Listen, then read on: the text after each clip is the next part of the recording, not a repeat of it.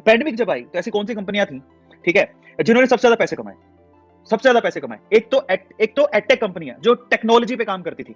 आपको पता है स्विगी, ज़ोमैटो, अभी ज़ोमैटो का आईपीओ आया है।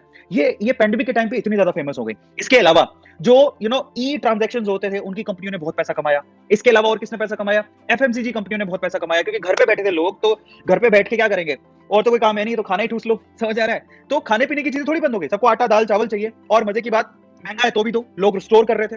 भाई घर पे रहोगे तो जिंदा तो तभी रहोगे ना, जब तुम्हारे पास खाने पीने की चीजें होंगी। तो लोगों ने क्या किया? जा जाके मॉल से, दुकानों से सारा खाने पीने का सामान खरीदा। तो एफएमसीजी, पैंडेमिक के बाद भी एफएमसीजी कंपनियों में ग्रोथ थी। समझ रहे हो? जरा समझो कि कहां है, क्या चीज पे फर्क पड़ रहा है, क्या चीज पे नहीं। अगर तुम ये समझ गए तो तुम रिस्क समझ जाओगे कि एक्चुअली रिस्क क्या है, तो तुम्हारा पैसा कभी लॉस नहीं होगा। तो ये मतलब है इसका, आप बारीकियों को सीखो। ये मैं आप लोगों से चाहता हूं, और हम लोग यही चाहते हैं। छोटी छोटी नॉलेज भी काम आती है। आज मैं आपको जो बात बता रहा हूं, चाहे यहां पर 4-5 हजार लोग ही थे, लेकिन 4-5 हजार लोगों ने मेरी बात सुनी, और मैं जो बोलने की कोशिश कर रहा हूं वो सुना, और अगर आपको समझ में आ गया तो आप समझ जाओगे। अच्छा, और पैंडेमिक के टाइम पे और किसके शेयर बढ़े?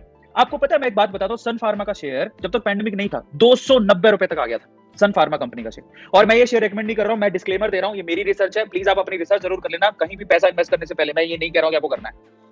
सारी फार्मास्यूटिकल कंपनीज पैंडेमिक से पहले पहले उनके शेयर के प्राइसेस कम थे। जैसे पैंडेमिक आई, क्योंकि पता लगा कि पैंडेमिक है, समझ में आ रहा है, तो लोगों को दवाइयां चाहिए। जो जितनी फार्मास्यूटिकल कंपनी है, हॉस्पिटल वाली कंपनीज थी, उनके सारे के शेयर बढ़ गए। सन फार्मा अभी 650-700 रुपए पर चल रहा है, जो 290 रुपए पर घूम रहा था। जरा सोचो। और भी ऐसी बहुत सारी चीजें आपको सीखने को मिलेंगी। तो जब आपने पैंडेमिक से सीखा, कभी वॉर हुई होगी तब सीख लो, इंडिया पाकिस्तान कभी वॉर हुई हो या वर्ल्ड वॉर हो गई हो, तब कौन सी कंपनियां गिरती हैं उड़ती हैं, समझ में आ रहा है? गवर्नमेंट बदलती है तो कौन सी कंपनियां गिरती उड़ती हैं।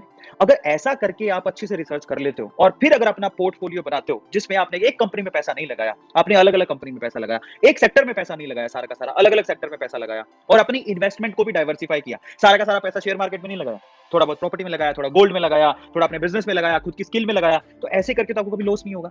तो इसीलिए लॉस उनको कभी नहीं होता जो अपने आप को, अपने पोर्टफोलियो को और अपनी जो इन्वेस्टमेंट के पर्पस को समझ के डाइवर्सिफाई करते हैं, उनको कभी लॉस नहीं होता।